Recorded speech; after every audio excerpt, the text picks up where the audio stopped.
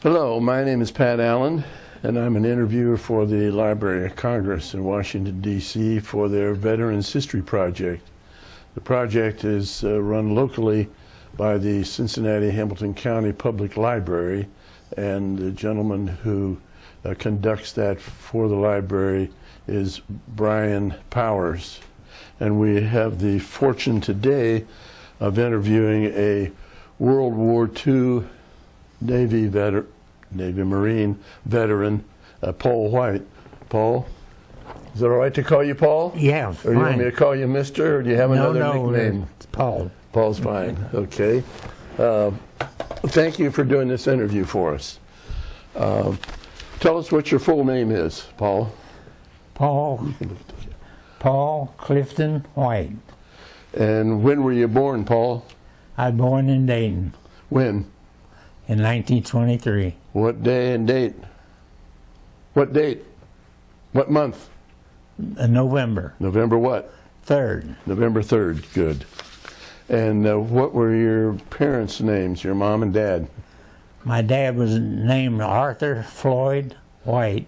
All right, and your mom? My mother was Luna White. Luna White, and what was her maiden name? Donegan. All right. And do you know when your mom and dad got married at all? No, I don't know. Where were they from? My mother was from Mississippi, and my dad was from Kentucky. Do you know how they happened to meet? Through friends, just I know they met here in Dayton through relations, and they lived close to each other, All right. and that's how they met. Was your dad working here in Dayton? Yeah. What did he do? He worked at NCR. National Cash Register? Yeah. I may ask you to explain some things because people might be looking at this interview 50 years from now, and they might not know NCR was the cash. Yeah, I understand that. All right. How about brothers and sisters? Did you have any brothers and sisters? I had 2 brothers and 2 sisters. All right. And what were your brothers' names? My brother's name was Robert White. And Edward? And Edward White. All right. And Edward was born when? 1921? Yeah. And Robert was in 1925? Yeah, right. Okay. And your sisters, what were their names? Henrietta All right. and Eunice. And Henrietta was born when? 1917? Yes, I don't remember. How about Eunice? Was she born in 1933? I think so. She was the youngest? Yeah. And Henrietta, did she get married? Yeah. What was her maiden name, or married name? Helen Jarvis. Okay. And where did she and her husband live? They lived here in Dayton, and then he worked at a bicycle factory here. Well, Huffy? Huffy. And when he moved up there, and moved to Salina, why, he went with it, and he lived up in Salina then. All right. And how about Eunice? What was her married name? Eunice. Cunningham? Yeah, that's the married name. Yeah. And where did she live? She lived in Dayton. All right. How about Robert and Ed? Did they both live here in Dayton? Right. Mm-hmm. Are any of your children still living? Nope. They're all gone. So you're the last survivor. Yeah.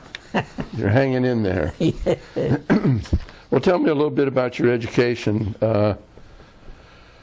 You were born here in Dayton. Right. And where did you go to school? Did you go to grade school? Yeah, I went to grade school, Westwood grade school in West Side. And how about high school? I went to Wilbur Wright High School. Did you finish Wilbur Wright? No, I didn't. How far did you go? 10 years. Did you finish the 10th grade? No. Did you start the 10th grade? I flunked the first grade at school and I was behind all the way through, and Army got me when I got to. When you got to be in high school? Yeah. Oh, yeah. Were you drafted or did you enlist? I was drafted. When were you drafted? Do you remember what day and year? No, I don't. Do you remember what year it was? Was it 1943? I think so, yeah. Paul, do you remember where you were or what you were doing when you heard about Pearl Harbor? Not really. What were you doing before you were drafted into the military? Well, I had 3 different jobs. I had a job that I worked out the field. At the field, you're talking about Wright-Patterson Air Force Yeah, right. Base? Yeah, Wright-Patterson field. I worked for a heating company. I can't remember the first name of the heating company. Anyway, on my vacation days, I went out there and worked at the field putting in the heating and air conditioning for, I was probably 16 years old, you know. All right, so you were working for a civilian contractor? Yeah. All right. Columbus Heating and Air Conditioning. Okay. And you worked at a bicycle company before you were drafted? Yeah. What did you do for Huffy? We were making 20-millimeter shells for the government. You were working for the government at Huffy? Yeah. You weren't making bicycles? No, they wasn't making bicycles. You know, I just went there and got a job. And well, how long did you work for Huffy? Not too long. They kept putting me on a third trick, and I didn't like it, and so I ended up getting a job at General Motors. Delco Products, General Motors? Yeah. Well, tell me about making shells. What was your job there at Huffy? You know, I don't know, just anything they wanted me to do, you know. All right. But they kept me on third shift. Do you remember how much you were making? There? No, I know how much I was making. I was making 67 cents an hour at General Motors. Was that good? Just lasted. Were you glad to have that wage at that time? Well, yeah, that was a decent wage. Yeah. All right. A lot better than what I made later on in the service. $40, $30 A month? a month. Yeah. Well, let me ask you. Were you living at home when you got drafted? Yeah. Did you know that you were going into the Marines when you got drafted? No, I had a neighbor that was 2 years older than me, and he went into the Marine Corps, and he got stationed on the USS Lexington. Aircraft carrier? Aircraft carrier. And he told me if I was going to go into the Marines to be sure and get seagoing, you know, sign up for seagoing. So that's what I did. I signed up for seagoing. And well, when you got drafted, where did you show up? What recruiting office? Cincinnati. Cincinnati? Yeah. And after that, where were you shipped off to for basic training? Parris Island, down in the Marine. How long were you down at Parris Island? I can't tell you that. Well, was it weeks or months? Month, I guess. All right. 2 or 3 months. And then where did you go? Then I left there and went to sea school. Where was that? That was out in Norfolk, I think. Norfolk, Virginia? Yeah. Okay. And how long were you at Norfolk? Just going through sea school to get my Get your sea legs under you? yeah, get my sea legs. So where did you go after Norfolk?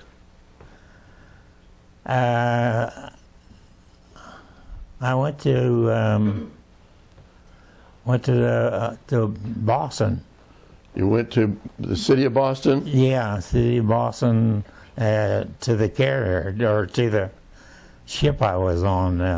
And what ship were you assigned to? USS Boston, All right. a heavy cruiser. Before you went to Boston, did you have a chance to come home? After Basic or after Paris Island or I any don't time? think so. I don't really. Okay. Yeah. So you went to the city of Boston and you got on your cruiser, and then where did you go? Well, I went on a shakedown cruise with the cruiser. I helped commission a USS Boston, brand new ship. Brand new. Yeah. You're with the first crew on that ship? Yeah. You talk about a shakedown cruise. What do you mean by shakedown cruise? Well, they would, after they got the ship built away, they took it on a shakedown cruise. They took it out and tried it out and see that everything was working, and that everything was working properly. All right. And do you remember how long that shakedown cruise was? Just a few days, I think, is all it was. So then where did they send you? Where did they send you in the boat? The ship, excuse me. Then I got on the boat and went down the coastline down to Norfolk, Virginia, and went in the dry dock down there, I think, and then from there, I went on. We went on down and went through the Panama Canal. All right. And went to the West Coast. And where'd you go on the West Coast, California or up north? I went to Hawaii from West Coast. Then all right. Shipped out to Hawaii. Where did you go in Hawaii? What island? I don't remember. Did you go anywhere near Pearl Harbor? Yeah. That's where we went with Pearl Harbor. What kind of shape was the base there at Pearl Harbor after the attack, and when you got there, what did it look like? It was about a year after they bombed. It was pretty big a mess still. All right. How long were you in Hawaii then? Not very long. We joined the task force there, the group, and what task force or group were you with? The 3rd, 5th Fleet. All right. Do you remember where you started out, where you went from Hawaii? We went right out and got on the fleet and started our maneuvering. What were the responsibilities of your cruiser? Why were you part of the fleet? I guess they just needed us, Well, what did you do? Were you protecting carriers or tankers, or what were you doing? That was the whole idea. The 3rd to 5th Fleet was made up of about 20 ships. They were 2 carriers, 4 battle wagons, and the rest of them destroyers and cruisers. How many cruisers did you have on that I fleet? think we had 4. And do you remember the name of the carriers that you were with? I don't know. I got the papers there that it was one of them was the Lexington, and okay. I I don't remember what. How about battle wagons, battleships? Do you remember any of them? We had 4 of them in our group. Do you remember the names of any of those? No, not right now. Do you know if any of the battleships that were damaged in the raid on Pearl Harbor, if any of those had been refitted and were part of your fleet? I don't know if they were, where they come from, you know. All right. So I talked to family, and you were in an awful lot of battles with your cruiser. Yeah, we were protecting the aircraft carriers were our main duty. That's the reason we had all these ships around them. Caroline told me that you were in the Marshall Islands. Yeah. What did you do in the Marshalls? Well, we were just there with the fleet, you know. Sure. The whole fleet was in there. Well, what action, if any, were you involved in the Marshalls? I was on the ship, and I had my job on there. Well, but were you attacked by Japanese planes or Japanese subs or Japanese ships? At times, yeah. All right. I don't. They never told us anything. You know, we were just there, and they didn't want to let you know anything. You know. Well, what were your specific duties on the USS Boston? What was your job? I was had a job as a gunner on a 20 millimeter gun, and that was my main job that I did. And where was that positioned on the ship? Oh, it was about halfway up on the ship, up in the superstructure. All right. And in any of these conflicts, did you have the opportunity to fire your 20 millimeters? The guys down in below on the ship, they never wanted to hear the 20 millimeters go off. Why is that? They knew that we had a lot of trouble, you know. If planes were getting in too close for the 20 millimeters. Well, did you ever have planes get close enough that you had to use your 20 millimeters? No, never did. Good, good. So we had 8-inch guns, 5-inch guns, 40 millimeter, 20 millimeter. All right. Guns. Tell me about your duties. How many hours on and how many hours off did you have?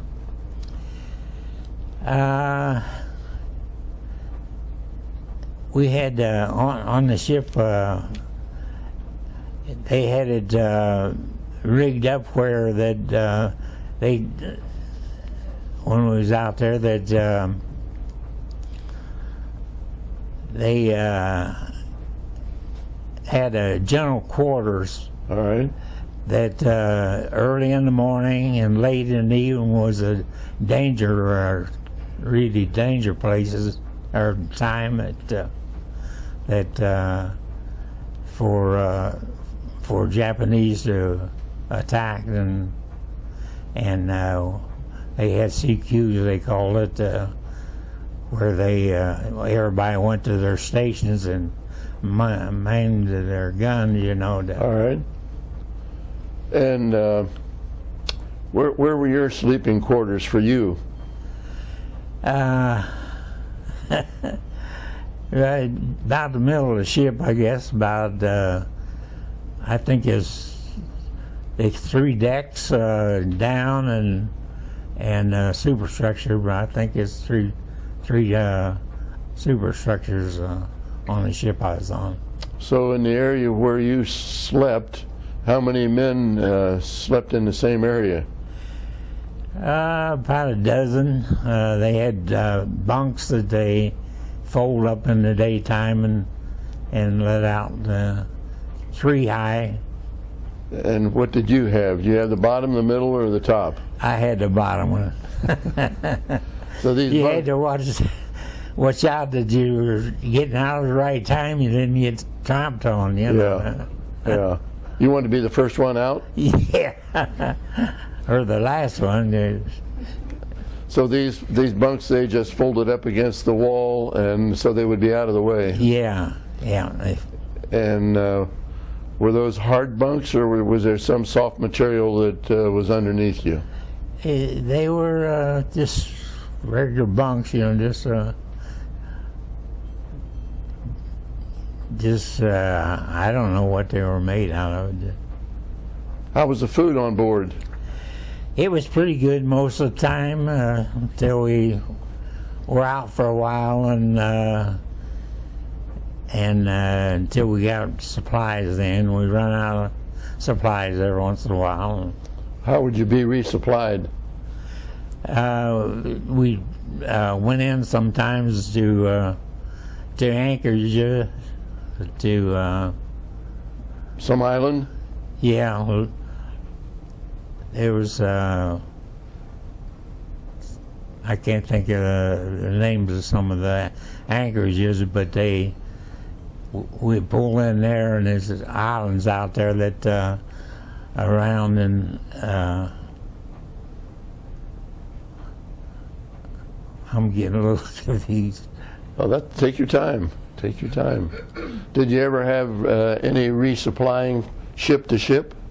Yeah, we got supplied out like that. Most of the supplies like that were fuel supplies. We had tankers that come alongside, and it took on fuel. They were put a line over to us and filled our ship up with fuel that we needed. Where was your ammunition supply stored on the ship? Various places, or did you have one ammunition area? I think it was different places. You know, 5 inches of guns were stored at the 5-inch guns. Do you remember who the captain of your ship was? Carson was the name. Carson? Yeah. How did you like him? Pretty good. I think we had 3 different captains on the ship I was on, you know, while I was on it. All right. Do you remember the names of any other ones?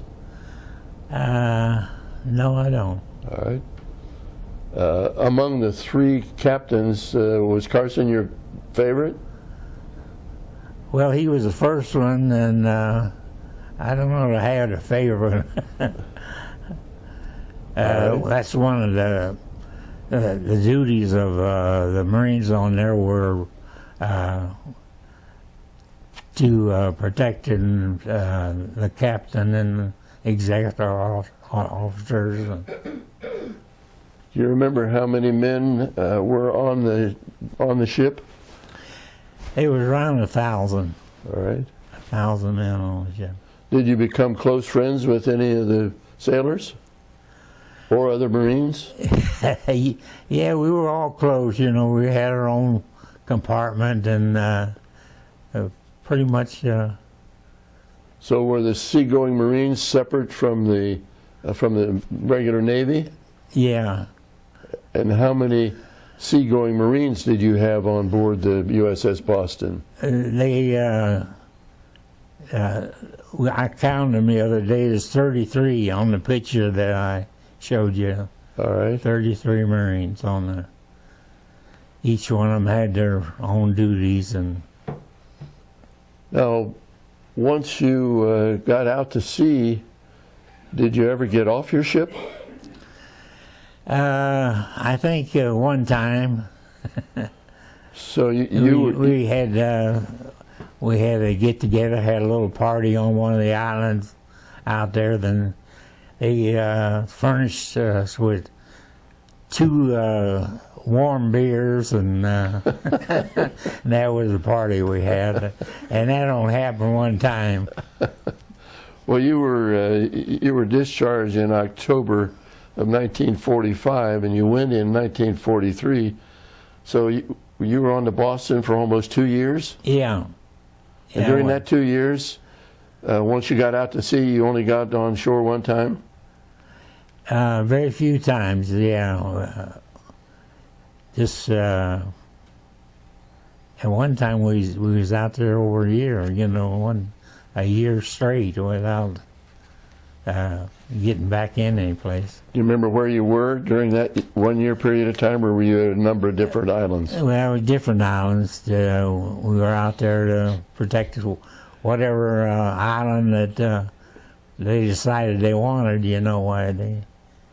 Did you have any submarine attacks that you were aware of? No, we were on the move a lot. While I was on the ship, it traveled 12 times the world, around the world, yeah. So we were moving a lot, you know.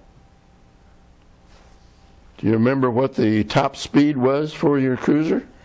It was around 30 knots. All right.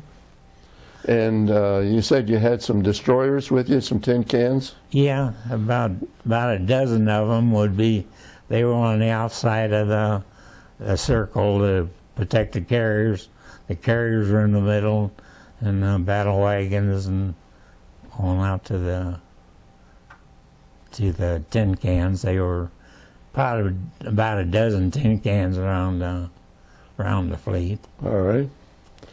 Did you have any naval gun battles in Lady Gulf or anywhere? No, no, we didn't get into any naval gun battles.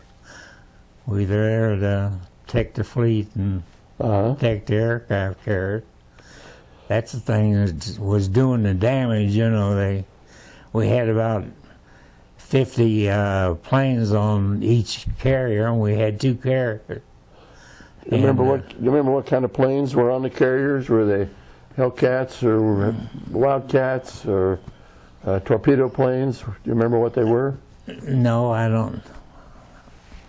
I didn't have anything to do with that. Right. I was seeing a lot of planes every day, you know, from taking off and landing and come back all shot up, and some of them had to be set down in the water because they were So shot up? too risky to try to put them back on the carrier. And when a plane got tore up pretty bad, well, they would take some of the parts off of the plane they wanted, and they'd take it back to the end of the ship and push it off. Got rid of so they had to make room for a new plane to be added on the carriers. So did you see any situations where the plane and the pilot couldn't make it back to the carrier and had to ditch in the ocean, and they had to be saved? Yes, a couple times they did that. They come back. They took too long or too much distance to run out of gas. Some of them did, and they had to set them down and lost their planes. And who would save the pilots? What ship? Well, we'd go and pick them up, and they'd to fly again, you know. So did you personally have anything to do with saving any of the pilots, or you just saw the sailors do that? No, the sailors did it. Usually they just go out and wherever they tell them where to set it down in their plane, and if they had enough gas. I think we had 2 times they were too far out and took too long to come back. It was dark, and they had to. Some of them had to sit down in the water, you know. How close was your ship to the carriers? Oh, probably 2 or 3 blocks long, about 300. Did they have night missions off of the carriers? Not very often. They would done back then. The radar was very limited. It was kind of brand new. Yeah, brand new, and wasn't very good, So Caroline told me that you were in the Marshals. You were at Palau, P-A-L-A-U. Yeah. And you were in New Guinea. Yeah, we was all over the Pacific Ocean, and from you were a truck from the Marshall Islands all the way to over to China, really, You were a truck. Yeah, that was one of the anchorages they had out there at Truck Island, and it was a bunch of islands and had water in the middle of it, and the anchorage is the ships would pull in there, and for to maybe take on supplies, stuff like that. Yeah. That was quite a battle for the U.S. to capture Truck, wasn't it? Yeah, it sure was. Yeah. Were you any part of the assault on Truck? No, they talked about sending the seagoing guys in there, but they never did, Okay. You were on Wake Island. Yeah. You were at Wake. Yeah. You were at Marcus Island. You were at Guam. No, no, I don't think so. We were at Guam, but didn't go ashore there. Anyway. Well, but these are areas where your fleet was. Yeah. And you were at Rhoda. Yeah. And Iwo Jima. Yeah. Chichijima. Yeah. Pagan Island. Yeah. Mindanao. Yeah. Mindanao was down in the Philippines, wasn't it? Yeah. And that's where we were looking for the Jap fleet to try and destroy them, Okay. And we got in a big battle down there and got a ship hit, the USS Houston. It was a heavy cruiser, or it was a light cruiser, and the Japanese bombed the ship, and the USS Boston, the ship I was on, I took that ship in tow. We took it in tow and towed it for 2 days at about 3 miles an hour. All right. To get it before the tugs come out, or somebody else took it over. And where did you tow it to? Did you tow it? No, we didn't. We didn't finish towing it. We just towed it for about 2 days, and they was using us for a guinea pig to try to get the Japanese fleet to chase you. Yeah, we were after the Japanese fleet to get rid of them. Right, but were they using you as a decoy? Yeah, we was a decoy for. Was pulling that ship for 2 days with 3 miles an hour. We were setting ducks ready. You sure were. They was using us for a decoy. I thought it was kind of. You had to be a little nervous, didn't you? Yeah. Well, and only moving 3 miles an hour, you're pretty much your target. Well, was the Houston safe enough for that crew to stay on board that ship while you towed it? Yeah. All right. Yeah, it was just blistering bad, and we towed it for a couple of days. And till they got somebody else to tow it. Did you see how it got damaged? What caused it to be damaged? Was it bombs or was it kamikazes? I don't know. It was just it was taking, setting quite quicker than the water. You were on the Celebres? Yeah. You were near Luzon? Yeah. Now, that's where the ship got hit, you know, down in there. So was that the Battle of the Philippine Sea? Yeah. Okay. Do you remember if you totally lost any other ships? No, I don't remember. Some of them got hit, you know, and you didn't know it. Never seen it. Do you remember being near Sorsoma? I don't. Or Nancy Shodo Island? I don't remember that. Okay. Were you over by Formosa, Taiwan? Oh, yeah. And do you have any combat over there? Well, there was combat going on all the time. Everywhere? I don't know. Yeah, quite often. Do you have any recollection of specifics over by Taiwan? Not that I know of. You know, a lot of things happened you didn't know about, you know. Uh-huh. They didn't like to tell you anything. You wanted to keep you in the dark? Yeah. We, once in a while, they turned on the radio played Tokyo Rose. Tell me about that. Well, we used to laugh about it. They had us sunk about 5 or 6 times. They said they sunk the Boston ship, and, you know, Tokyo Rose did, you know.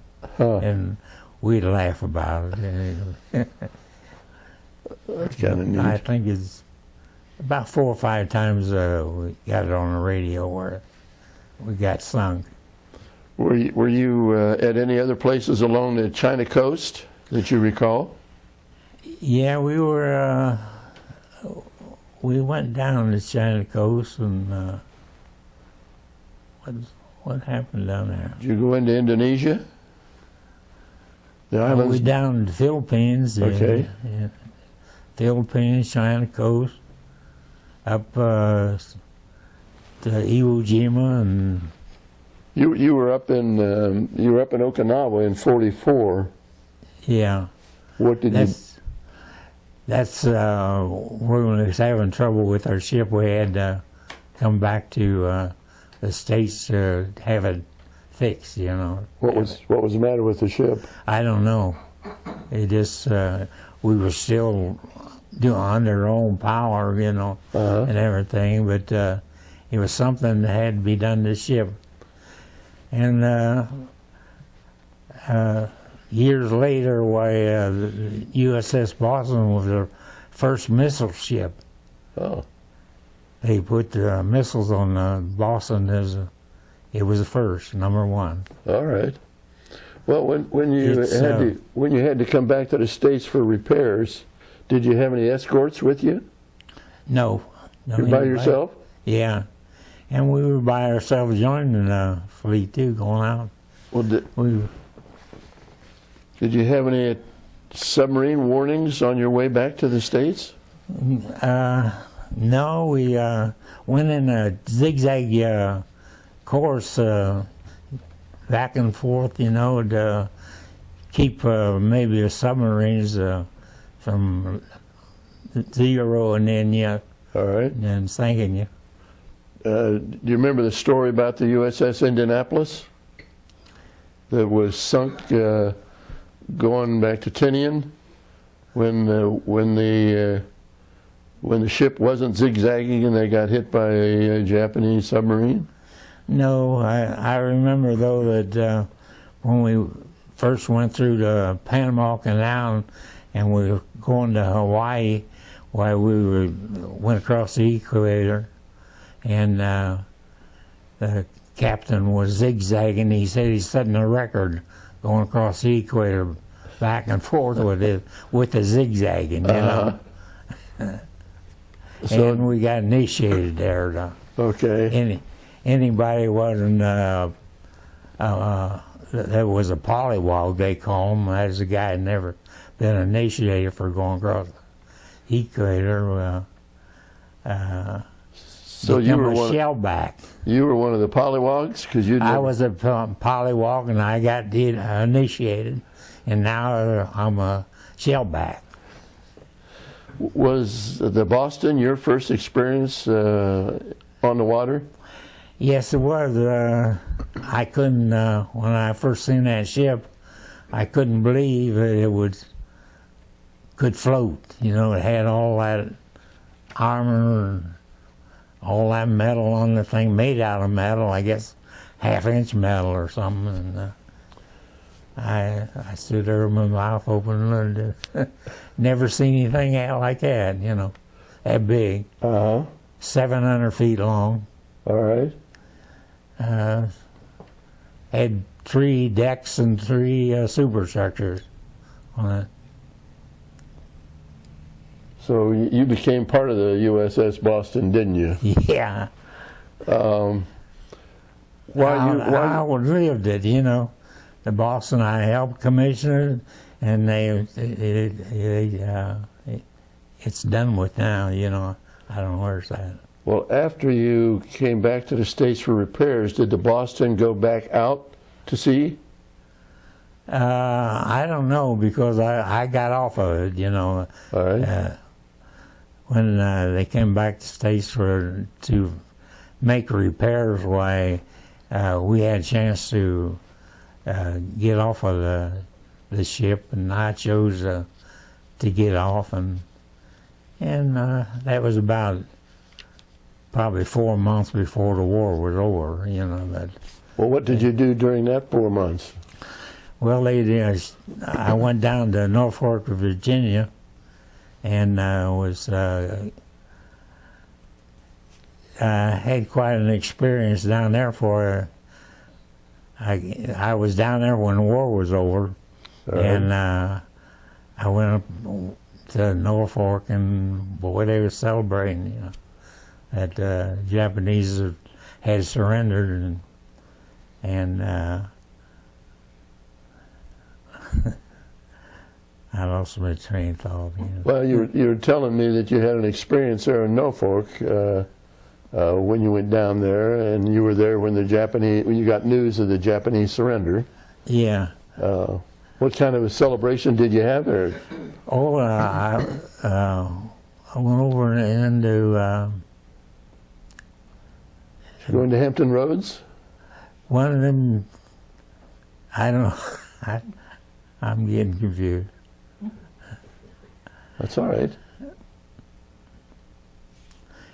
Anyway, later after the war was over and so on, I had plenty points. They give you points for this and that and everything. And I had plenty to get out, and Donovan didn't come down with appendicitis.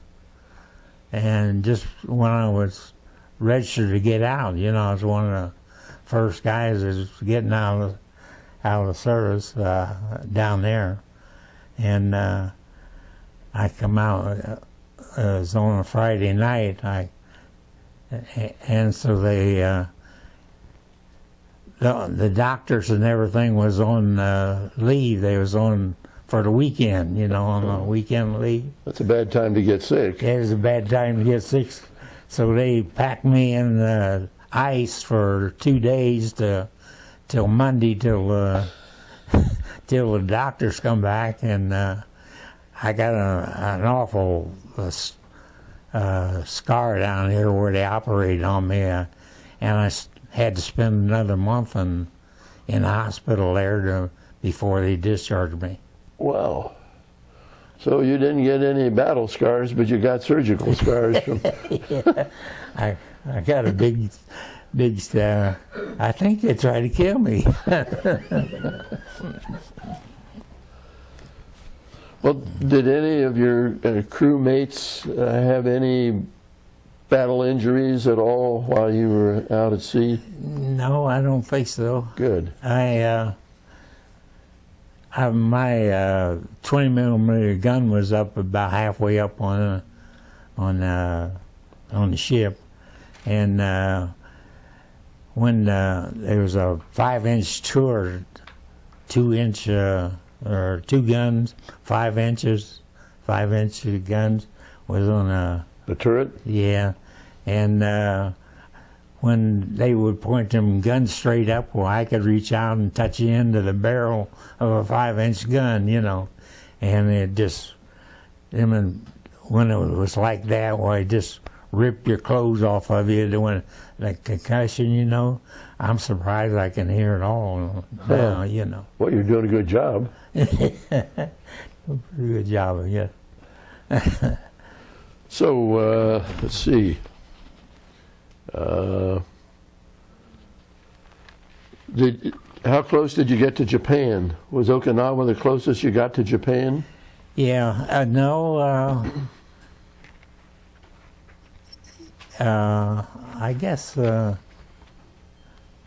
Jima, I guess, was probably close, about as close. But the ship I was on bombed, or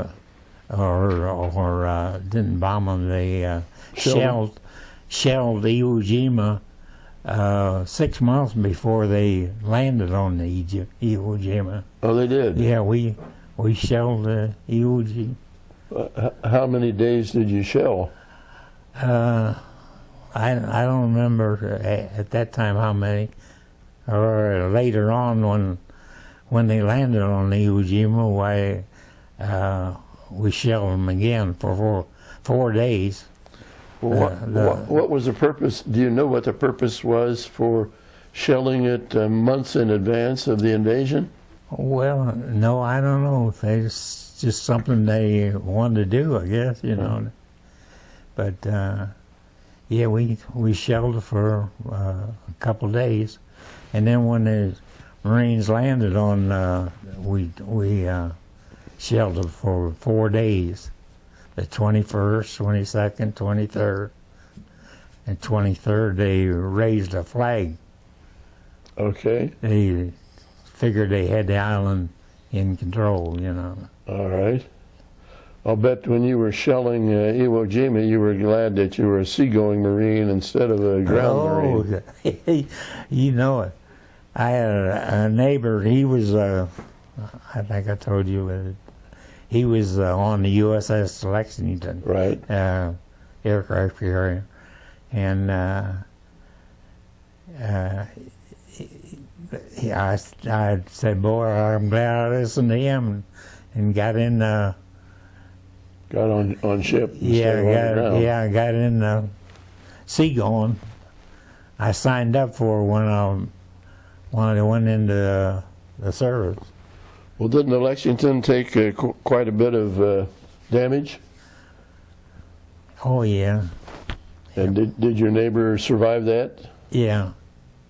Yeah, he was on that. He was on that probably 3 years on Lexington. I don't know. Do you know what he did on board? No. What's his name? Charlie.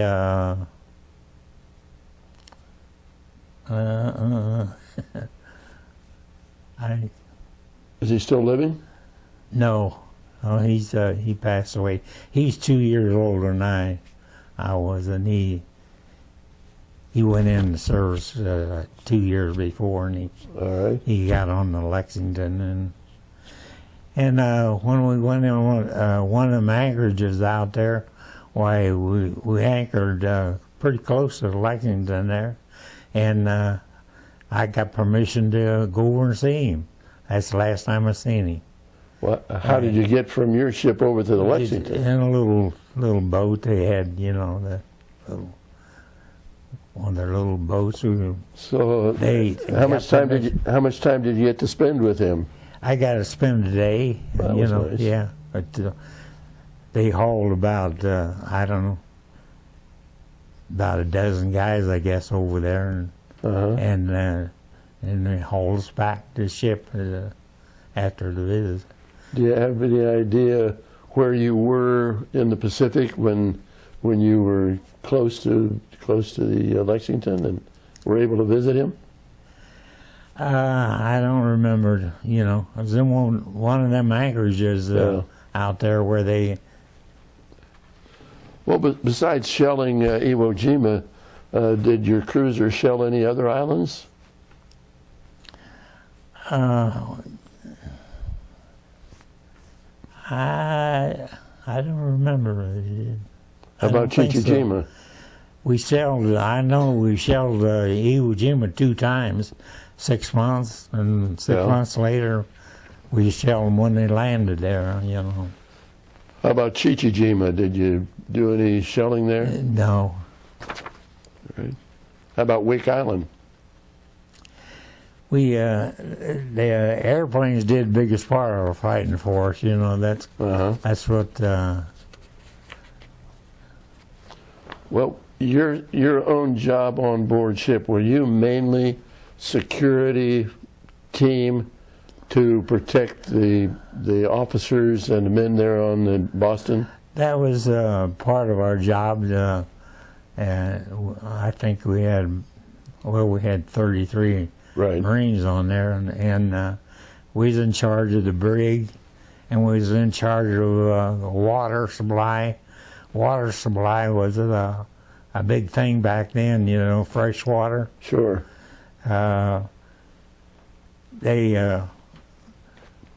You took a shower every day, but it was like a 10-second shower, 5 seconds of soap and down, and 5 seconds to wash off. Rinse off, yeah.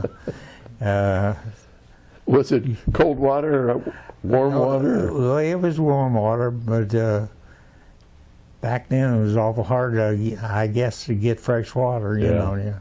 Yeah. When you're out there like that and not coming back in, you know, no storage anyway, very little. Did you get involved in any typhoons or hurricanes? Sure did. We were in, I think, 3 typhoons while I was out there. The radar wasn't good, and so they couldn't stay away from them, I guess. Well, tell me a little bit about your experience of being on board ship with a typhoon. We got in one typhoon that we lost 3 ships. Oh. On that one typhoon, about 1,000 men. 3 destroyers went down, and the men went down with it? In the middle of a typhoon. There ain't nothing you can do, you know, you can't. Yeah. And so we lost 1,000 men, 3 ships in that one typhoon. How long did the typhoon last? A couple, 2 or 3 days. I got sick. I'll bet. You're pitching and rolling? Yeah. I got sick quite often, you know, every time it get rough. Well, yeah, it's awful sickness. When you're in the midst of a typhoon, did you have any capability, first of all, of sleeping, second of all, of eating? Very little. You know, you go pretty hungry for a couple of days. Till it gets over. Till it get through it and get over. Yeah, I'd stay sick, you know, the whole time we was in a typhoon, you know. So was it better to be standing up, or was it better to be laying down? You didn't want to move too much, you know. I don't know if you ever been seasick, but boy, to me it was bad. I was sure glad I wasn't on them destroyers on a smaller ship, you know. They took a beating. That's something. Yeah. Did they replace those 3 destroyers for your fleet after they? Well, yeah, when they could, you know, you had to wait till they get someplace that they probably ordered 3 more ships, and because they had to fill up them empty spots, you know. Well, when those 3 ships went down with all those men on board, did you have any kind of a group service for those fellows? No, we didn't. Just kept on going? Yeah, just kept on going. The ship I was on took a 47-degree lisp, in that storm. And, Wow. and my ship was 700 feet long. So you can imagine little 300-foot ones was taking a beating. So when you got that 47-degree list, what are the men supposed to go on the other side of the ship? Or what? No, you didn't get out in that storm. You tried to stay in protection, Oh, man. You couldn't stand up in it. No wonder you got blow sick. you overboard, No wonder you You'd got be sick. gone. Well, so you spent about 4 months down at Norfolk, and you get sick, so you're in another month, and then what did you do? Where did you get your discharge from? From Norfolk? No, I got discharged back at the States there. We went back to Pearl Harbor, and after I'd been out there for a year and a half, and we went back to, we was coming back to the States, Yeah. and we stopped at Pearl Harbor, and we had 3 days to stay at Pearl Harbor. We were supposed to, but them sailors thought they were pretty salty after being out there all that length of time, and they didn't square their hats. And Nimitz was the head of Hawaii. He's the head of the fleet, and they got. I guess the captain got a lot of complaints about the guys are acting up.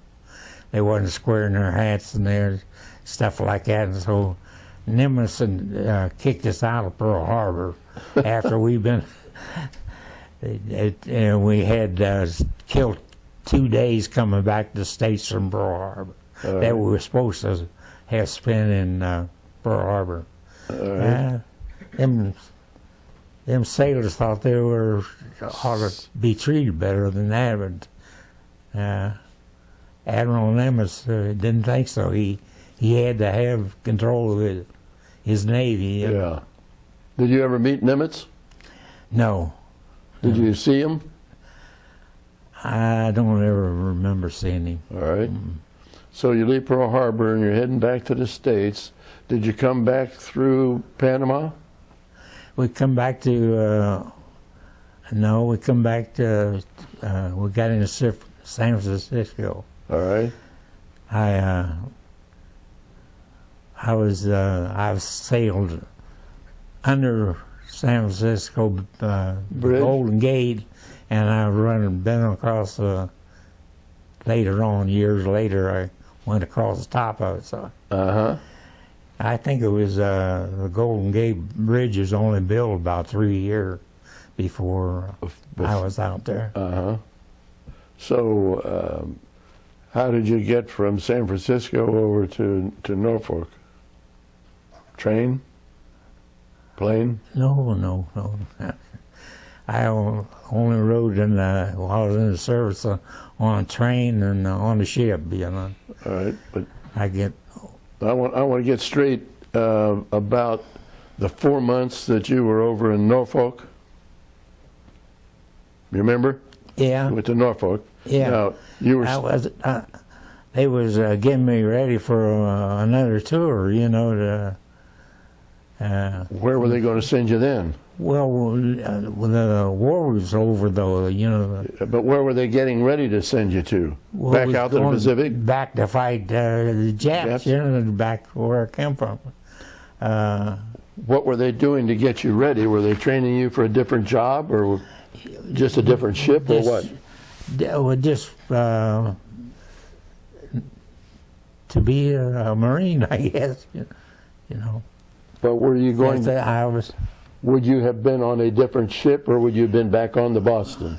I wouldn't be on Boston. They got a new crew on there. All right. But I was original crew. So when you got to San Francisco, you had to go over to Norfolk to get ready to go back to the Pacific, right? I come to the East Coast down in Virginia. How did you get there? By train? No, I never got a plane ride. I got By train? Train and the ship is my rides. I went from Virginia to across the United States on a troop train, and back then it was full of troops, you know. That and only went about 30 miles an hour. I think it took us about a week to go to the West Coast. So after you were discharged, where did you go?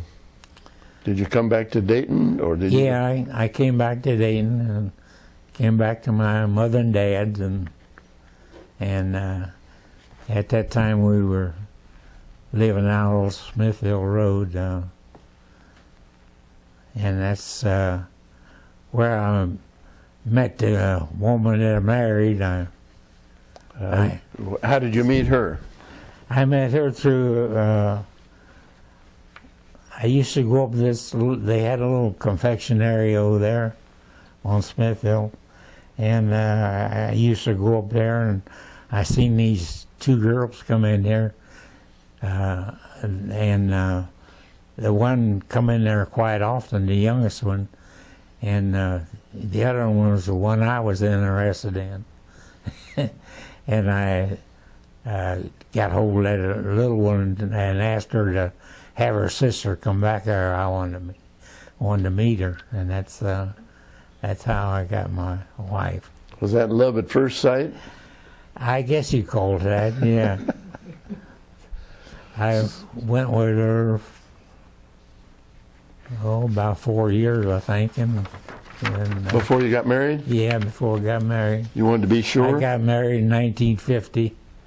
Okay. And what was your wife's name? Helen. And what was your maiden name? McLaughlin. She's Irish. All right. How old was she when you got married? She's one year older than me. All right. Her birthday was in 11th of November, and mine was the 3rd of November. She's 1 year. And do you remember your wedding date? 1950.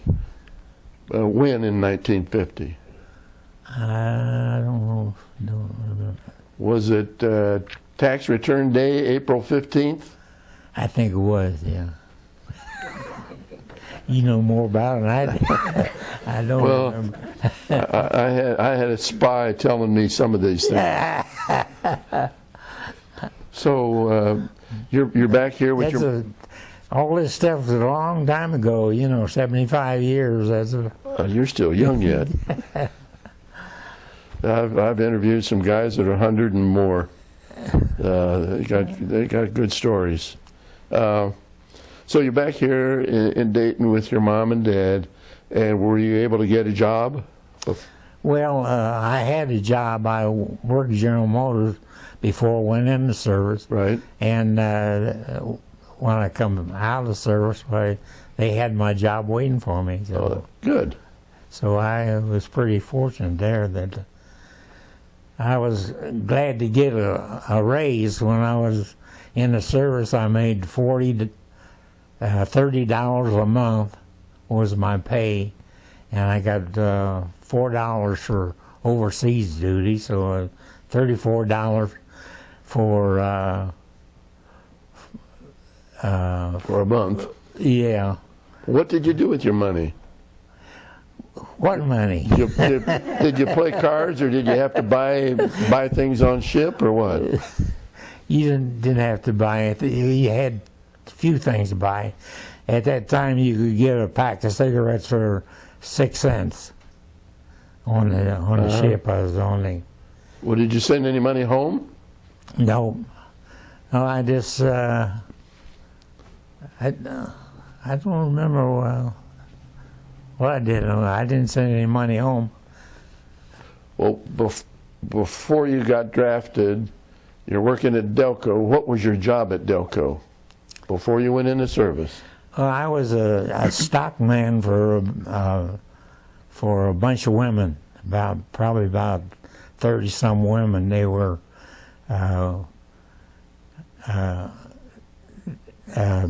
Delco at that time was building generators, alternators, generators, and stuff like that, refrigeration for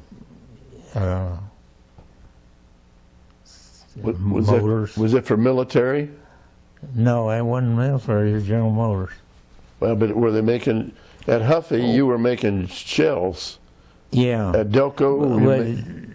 That was a different time. That was after that was before and after, you know. All right. So after you were released and you went back to Delco, yeah. Are you still delivering parts for women? No. What were you doing? No, I got another job. I got in inspection. I was an inspector. I had to run a test rack for General Motors, for testing motors, see that they were, you know, good motors. They wanted to have.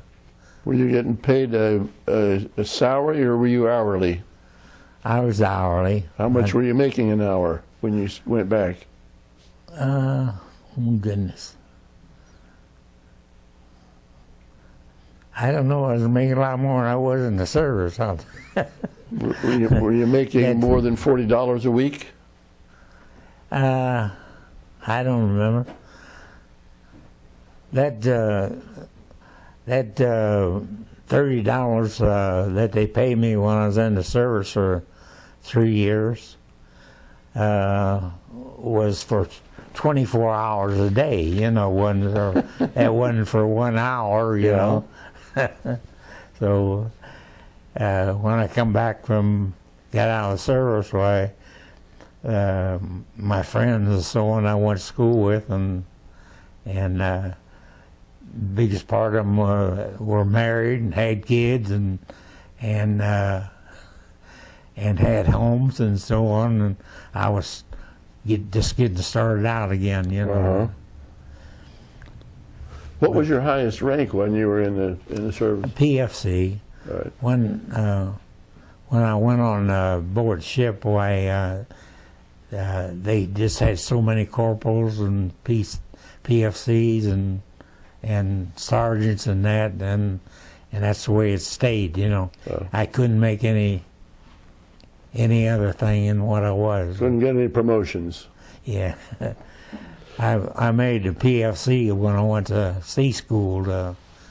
I went to sea school out in Norfolk and made PFC, so I got a little raise there.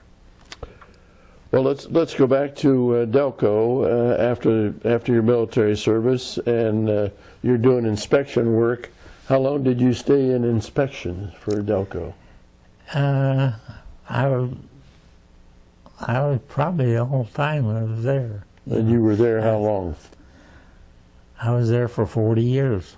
40 years at Delco, including my service time, you know. Okay. So when did you... So I was inspecting motors and generators and alternators and all that kind of stuff to make sure that they were not going to get in trouble with making them, you know. What shift did you work? I always worked the first shift. All right. Now, from 7 to 3:30. Now, tell me about Helen. After you met her and before you got married, did Helen have a job?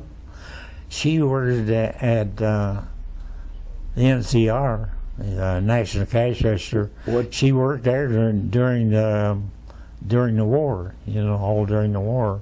She worked in a tool room. And do you know what NCR made during the war? Were they making cash registers? Or I don't know. my dad worked there and my brother worked there, and they tried to get me to work there, but I stayed at Delco. I'm glad I did. All right. Yeah. NCR folded up and left Dayton. Well, when your dad worked there, they probably had 18,000 employees here in Dayton, didn't they? Yeah, they were a big outfit, yeah. Yeah. My dad was with them. I think he got a job there when he was 16 years old.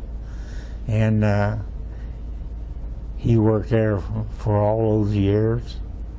And he always liked electrical work. Uh-huh. And he got in the electrician department out there, which he was the only guy that didn't have an education. All the other guys are engineers and college men, and Well,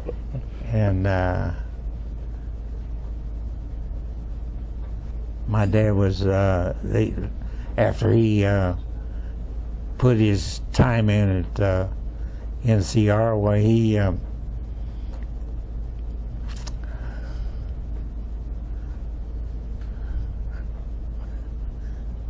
I lost my train of thought. you were telling me after your dad finished his time at NCR, he did something else. You remember what he moved to Kentucky and he retired down there, and the NCR came after my dad after he retired because they wanted him to work some more. So he went back to NCR, and they did it 3 times, but he only went back once. He didn't go back the other 2 times. Uh-huh. But he must have been an awful good man, awful good worker, because to be the only man in an electrical department that wasn't Didn't have an education. yeah, he didn't have any. I don't remember what education my dad had, but I was just going to ask you how far he went in school. yeah, I don't know how. Not very far, you know. Was your dad born and raised in Kentucky? Yeah, he left there when he was young, though, and he came to Dayton. Came to Dayton to work? Yeah. And we're talking about your dad is Alfred?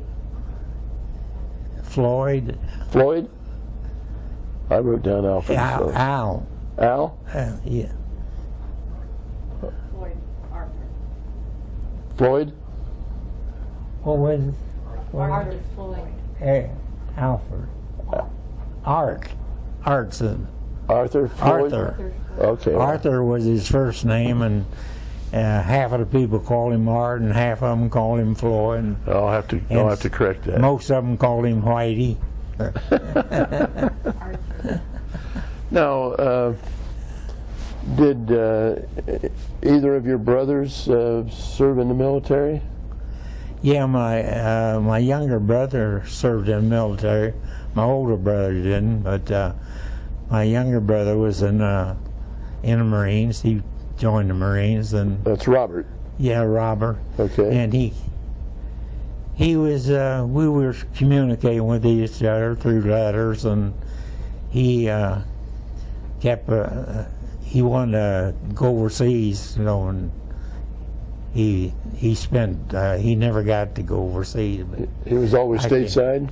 yeah, he kept asking me if I thought he ought to, and I kept telling him no.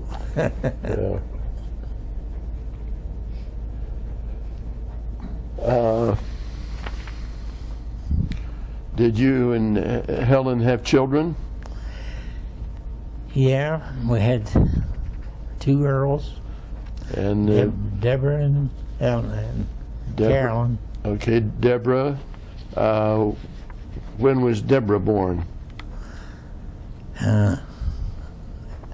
Was she About born? 1953 or something. Was she born January 21, 1952? Yeah, I guess she was. Yeah.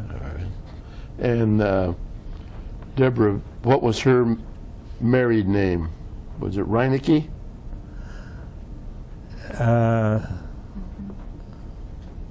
Yeah, And she passed away. yeah. How long ago did she die? What? 2006. Hmm? 2006. 2006? Yeah, And your other daughter, what was her name? Carolyn. And what's her maiden name? She ever marry? No, I knew that. What was her middle initial? Carolyn what? Sue. Oh, Carolyn S? Yeah. Okay. And obviously she's still living because she's with us today. Yeah. And does she live with you? Yes, she does. And she's my breadwinner. Good, good. What does she do? Now she's retired. What did she retire from?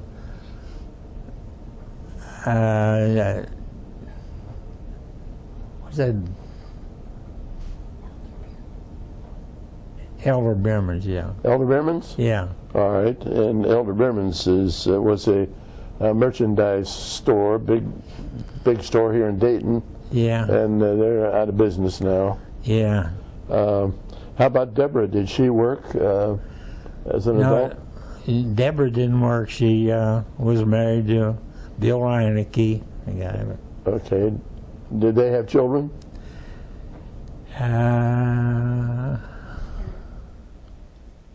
One, yeah. One girl. And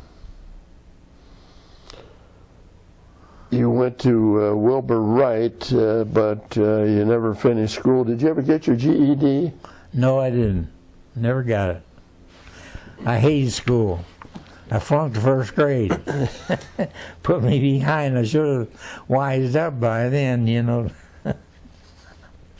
Well, I have a good friend that took 5 years to get out of high school. I tell him he got a master's degree in high school.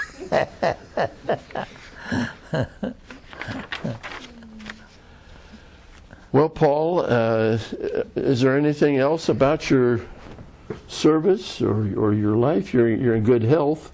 What do you do? What do you do to spend your time since you retired? I just sleep a lot. Do you have any hobbies?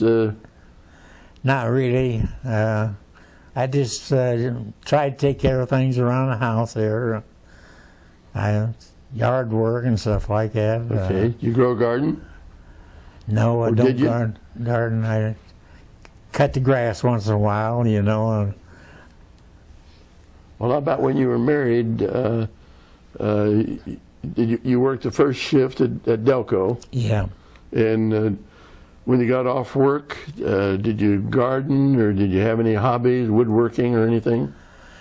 No, I had another job. I had some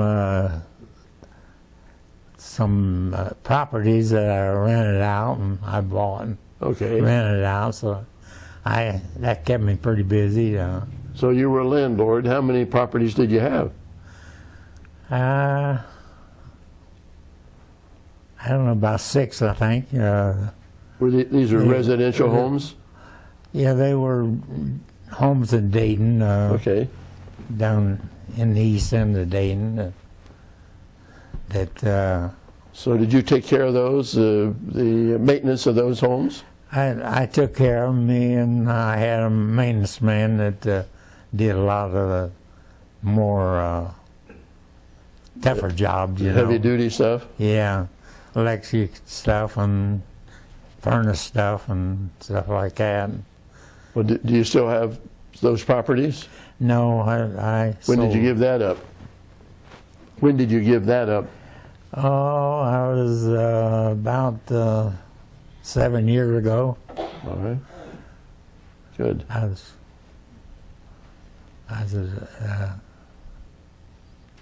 Well, let me ask you a question. How or when did you hear about the atom bomb being dropped on Japan? well, I was down there in Norfolk? Yeah. I was over there, and I heard it had been dropped and everything, and I think I had a liberty and went to the city there and went in there, and boy, people were really carrying on, you know. Everybody was hugging and kissing and Yeah. So how did you feel? I got kissed a couple of times, you know, for my service. Dare I ask how many a couple is?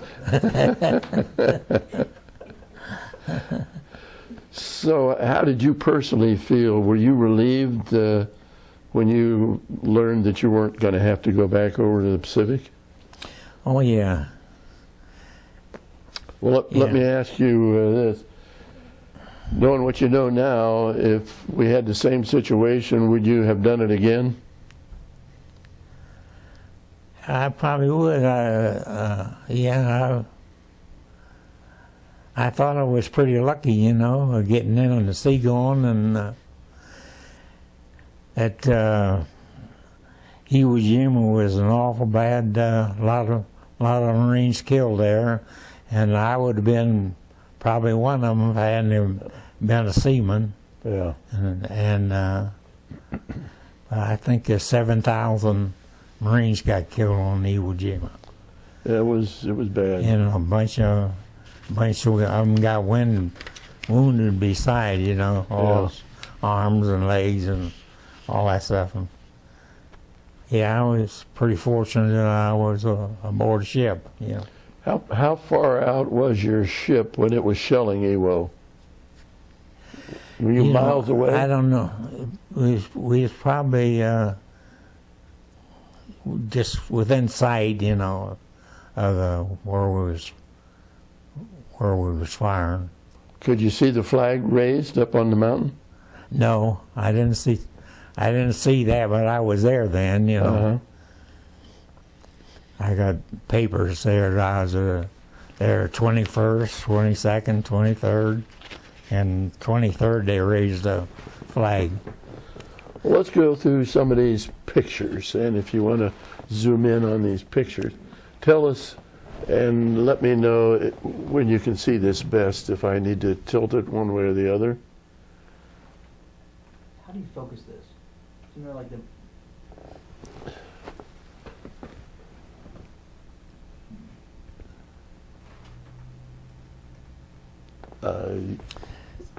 You trying to go in closer? Well, it's a little out of focus, let's see. It's not really trying to self-focus. Let's see. Can you see it? I can see it, it's just blurry. Who are these people in this photo? That's my dad standing. Which one's your dad? Point to him. This was my dad. And I can't. One of them's my brother. This is my brother, and that's me. The one on the right side is your brother, and the one on the left is you. Yeah.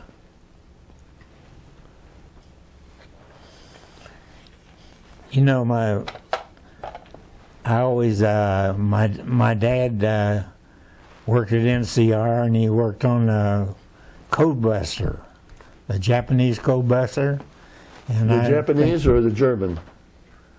With Desch? With Mr. Desch? I don't know. Was it Japanese? Wasn't it the Japanese Code Buster? Weren't they trying to decode the Enigma machine? I don't know, but he was working in electronic part and there, and he worked on the Code Buster, and he didn't know it. He died and still didn't know that he was doing that kind of work. Oh, really? Yeah. They never put out that information for about 50 years. I don't know if you can see this. Is that the group that your dad was working with? Yes, it is. Is that Mr. Oh. Desch standing up there? It's my dad right here. All right. He's third man over. All them guys are well-educated guys, all from except my dad. My dad didn't even graduate from From a high school? from high school. And they came back after him for, 3 different times after he retired. Do you know if Mr. Desch is in that photo? Who? Mr. Desch that was leading the project here in Dayton, the code busting? No, I didn't know him. All right. Who's this good-looking guy? That's me. That's me. When I was in the service, around I guess just about the time I got discharged. What were the ribbons for? They were from my service that I did out there and with the fleet. Did you ever get any medals of any kind? Well, just Marine medals from ours from gun medals and different. All right. A sharpshooter. Sharpshooter. Yeah. All right. Sharpshooter on a ship. No. That's a .30 caliber. Where did you learn rifle. to shoot? Where did you learn to shoot your? In training and when I was in training for the Marine Corps. Well, did they have special training for the guns on board ship? No, it's all tours mostly where they we had about 5 or 6 5-inch guns that they call them aircraft guns to shoot down airplanes. And then they had 8-inch guns on there that they bombarded the islands with, yeah.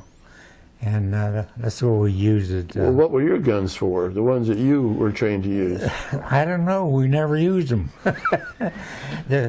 The guys that worked down below on the ship, they never wanted to hear them guns go off.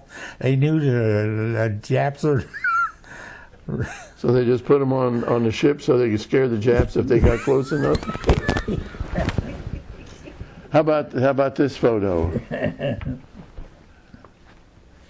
Yeah, that's me and my dad and my brother. All right, I don't know how well you can see that.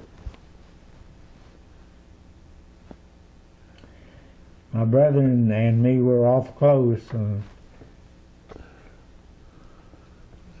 I think this might be the same good-looking guy that we saw before. Yeah, that's the same guy. That's me. And what's that ship? That's a carrier. I don't know. Was that in your fleet? I think so. Yeah.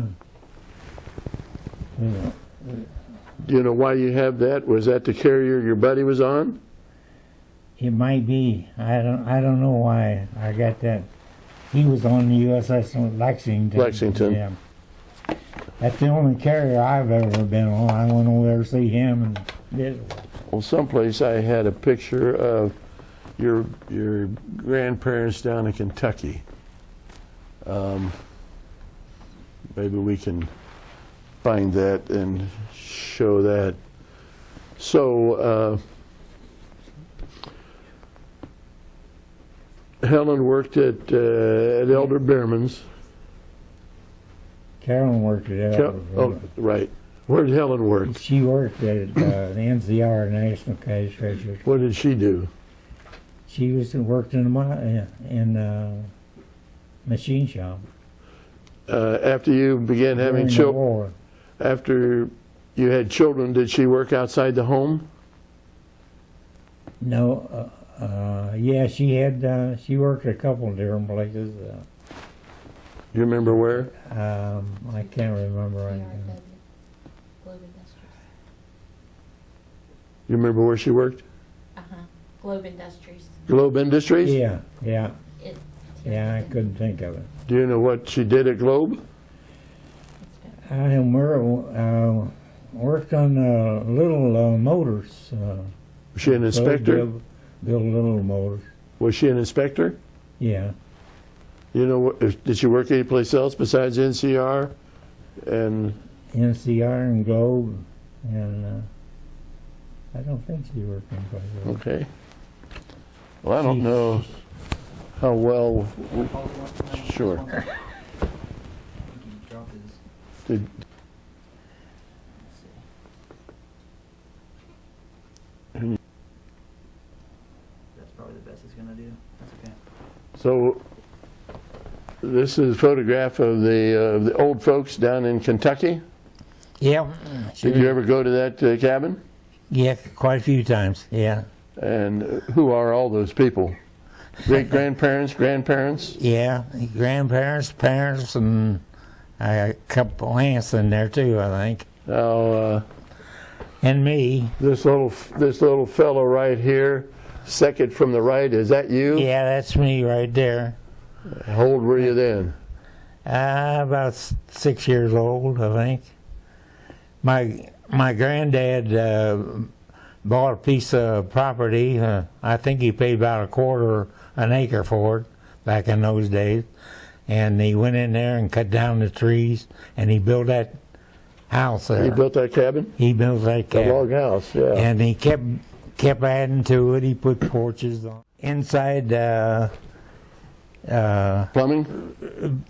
plumbing or restroom or water or no water for, I don't know, until he's probably 60 years old or something. Really? Yeah, outside toilet, spring for his water.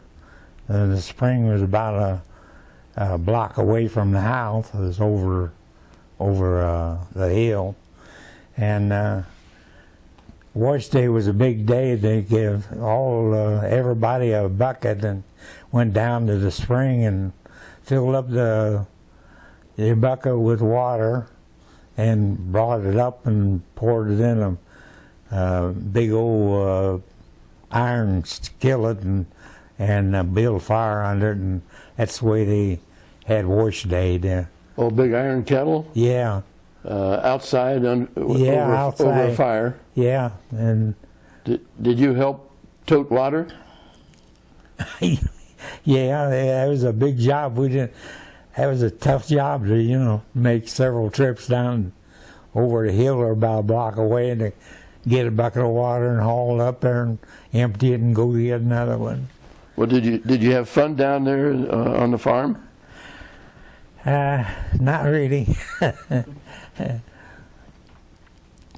So, is that property still in the family? Do you know? No, it isn't in the family. One thing that always fascinated me was how they got them big logs up to high. build a house. How did back then? How did they lift them logs and put them up there And they never in place? They never talked to you about that. No, Yeah. no. Well, anybody in the family have any questions or want to bring anything out that we haven't covered this morning? Uncle Paul, when times were tough in Dayton, did you ever have to live in a tent? Oh yeah. Well, tell us about Yeah. that. Okay, back in 1929 during the Depression, when my dad got laid off at NCR, and he went down to Kentucky to live with his dad, and he built him a little, like a garage to live in, and we lived down there in that garage for about a year, and he come back to Dayton. He got NCR got back, took him back to work, and he went to work. But in the meantime, well, he was broke and didn't have any money, so my aunt had a place off of Hoover Avenue, had a house out there and a little bit of land, and she told him he could set up a tent back there on that land. And so that summer, the whole summer, we lived in a tent. You know, Where did you have meals? In your aunt's house or right there? we had them there in a tent. You know, it's like camping out. You know. So you lived in a tent all summer? Yeah, we lived in a tent till my dad got enough money to rent a house, and then when he got enough money, we rented a house down on Delphus Avenue. That was about 2 miles away from where my aunt lived. All right. So he rented a house, and then did he ever work long enough to buy a house? Yeah, but it was quite a few years later, you know. Yeah, during the Depression there, he lost everything. He was buying a house over on Westwood Avenue, and he Lost that during the Depression? Yeah, and the Depression come along, and he lost the house. He lost everything he had, and that's when we moved to Kentucky to lived in a garage down there. So when you went in the service, you were about 20 years old, 19, 20 when you got drafted? Yeah, 18. 18? So you were born in 23, so you must have gone in shortly after the war began? I don't remember. I don't remember. Do you remember with Wright-Patterson Air Force Base being right here in Dayton, after the war started, while you were still home, do you remember any special precautions that you had to take at night? Did you have to have your lights out at home or have shades pulled or anything like that? I don't remember that. Okay. Anybody else have any? Uncle Paul, did you, Can you hear her okay? Yeah. once you got older and that the Code Buster thing came out and you realized that Grandpa was a part of that while you were on the ship, as you got older, did you reflect on that and think, wow, my dad may have helped save my life? I sure did. I thought about that quite a bit. He might have saved my life, you know. I don't know. Possible. Do you know how long he worked on busting the code? No, I don't remember how long he never knew it. He died at 80 years old, and When was that? 70, 74, 8. In the 70s? yeah, in the 70s. And there's still no information out about the code being busted out at NCR until one of the engineers or something died, and his daughter found out. He went through some of his papers and found out about the code, you know, about the code being busted or made in NCR. I seem to have a recollection it was Building 26 there on the NCR campus where they did a lot of that work on that code, and they unfortunately tore that building down. Yeah. All right, anybody else have anything? Go ahead. Uncle Paul, is there anything that you would like people right now to know about how important it is to keep our nation safe, or how hard you all worked to do that for us? Is there anything that you'd like to tell a young person, like? Well, I don't know. It's awful that our government is split like they are out there, and they're not doing their job. You know, I think they ought to fire all of them and get Start over? But yeah, Well, I have some concerns that schools don't teach the young kids what you fellows went through to keep us free. Right. Yes. yeah. Thank you very much. Okay. Thank you for your service, and Thank thank you for you. the interview. Okay. Thank you. Uh-huh. You.